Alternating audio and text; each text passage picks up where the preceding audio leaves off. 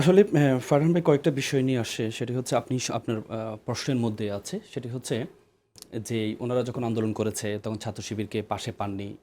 আসলে এটা আমি মনে করি স সরল ভাষায় যদি বলি এটা একটা ডাহা মিথ্যা কথা। ২০১৩ সালে মার্চ ফর ডেমোক্রেসি আচ্ছা। যখন ঘোষণা করেছিল বেগম জিয়ার নেতৃত্বে ঘোষণা করা হয়েছিল এবং বালুর ট্রাক যেটা দেওয়া হয়েছে সেখানে ছাত্র শিবির জামাত রাজপথে নেমেছিল। নামার কারণে তাদের মগবাজারে তাদের একজন শহীদ হয়েছে, শহীদ মনসুর জীবন দিয়েছে। তার মানে বেগম জিয়াকে আটকানো হয়েছে বালুবর্তী ট্রাক দিয়ে। সেখানে ছাত্রদল, যুবদল বা বিএনপির কোনো একজন শহীদ হন নাই, আহতও হন নাই।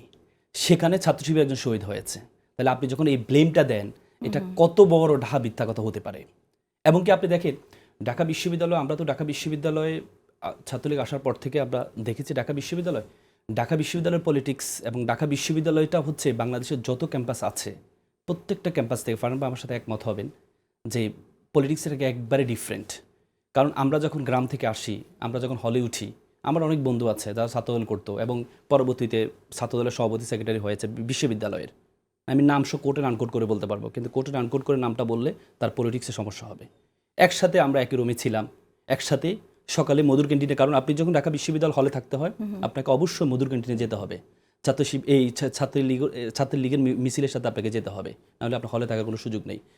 আমার বন্ধুকে দেখেছি সে মধুর ক্যান্টিনে গিয়েছে ছাত্রলীগের সাথে মিছিল করে, এরপরে গিয়ে দুপুরের পরে গিয়ে আবার বিএনপি অফিসে ছাত্রদলের অফিসে গিয়েছে।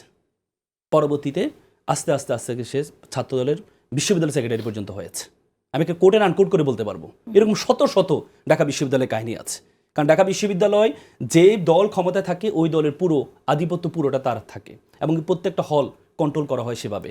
আমরা যখন হলে উঠেছি আমাদেরকে হলে উঠানোর সময় প্রশ্ন করা হয়েছিল, ছাত্রলীগ থেকে প্রশ্ন 10টা-12টা প্রশ্ন করা হয়েছিল। আমাকে ওই দিন বলেছে হাত পা কাটবে। কেন? আমি শেখ মুজিবুর রহমানের সাথে বঙ্গবন্ধু শব্দটা ব্যবহার করি নাই, বঙ্গবন্ধু শব্দটা ব্যবহার করি না। অথচ আমার পাশের বন্ধু সে বন্ধু সে কিন্তু চমৎকারভাবে। আমার প্রশ্নটার উত্তর যদি আমার প্রশ্ন অনেকগুলো বিষয় নিয়ে কথা বলতে চাই। আমার প্রশ্নটার উত্তর যদি আপনি আমাকে দেন, যে কেউ যদি এই ধোঁয়াশায় পড়ে যায় যে আসলে সে এখন যদি গিয়ে বলে যে আমি তো আসলে শিবির, কিন্তু তখন আমি বাধ্য হয়ে ছাত্রলীগ করেছিলাম, তাকে অবিশ্বাস করবে কিভাবে? না কিভাবে আপনি কিভাবে বিশ্বাস করা তো সহজ, আপনি কিভাবে আইডেন্টিফাই করবেন সেটাই আমি জানতে চাইছি। আপনি কিভাবে আইডেন্টিফাই করবেন? আপনার আমি বলেছি ঢাকা বিশ্ববিদ্যালয়ে যারা হলে থেকেছে, 1 বছর থেকেছে, 2 বছর থেকেছে, সে ছাত্রদল হোক ছাত্র শিবির হোক, প্রত্যেকে ছাত্রলীগের সাথে থাকতে হয়েছে। প্রত্যেকে। কেউ যদি অস্বীকার করে তাহলে সে সবচেয়ে বড় মিথ্যা কথা বলবে। যারা থেকেছে আপনি দেখেন ছাত্র দলের যে কমিটি হয়েছে, কমিটি হওয়ার পর প্রায় 35 জনকে বহিষ্কার করেছে। কেন করেছে? ছেলেটা আসলে ছাত্র দল করেছে, কিন্তু মাঝে মধ্যে তাকে বাধ্য হয়ে যেতে হয়েছে, তাকে মাঝে মধ্যে বাধ্য হয়ে হলে থাকার জন্য। কারণ আপনি জানেন পাবলিক বিশ্ববিদ্যালয় কারা পড়ে, তারা হচ্ছে মধ্যবিত্ত পরিবারের সন্তান, নিম্ন মধ্যবিত্ত পরিবারের সন্তান। তার পক্ষে সম্ভব না মেসে থেকে টাকা দিয়ে হলে থাকা, তার পক্ষে সম্ভব না। আমি আমার প্রশ্নের উত্তরটা পেলাম না, যে এই ধোঁয়াশাটা কাটবে কি করে? কেউ যদি এখন এসে বলে যে আমি আসলে তো ছাত্র শিবির করি, কিন্তু তখন ছাত্রলীগ করেছে, তখন একজন নেতা যদি না জানে তখন সেটা সে কিভাবে জবাবটা জানবে? এখন কেউ এসে যদি সে যদি বলে আমি ছাত্র শিবির করেছে, আপনি বললে হবে? হাদি কেন একজন ব্যক্তিকে বিশ্বাস করবে যে আসলে ছাত্রলীগ করেছিল? না কিভাবে বিশ্বাস করবে? হ্যাঁ, কেন বিশ্বাস করবে? হাদির বিষয়টা দেখেন, হাদির বিষয়টা হচ্ছে হাদির সাথে যারা ছিল, হাদি তো আসলে কোনো পলিটিক্যাল ছিল না, লিগেসি ছিল না যে আমার কাছে এই পলিটিক্যাল লোকজন আসবে, এই পলিটিক্যাল লোকজন আসবে না।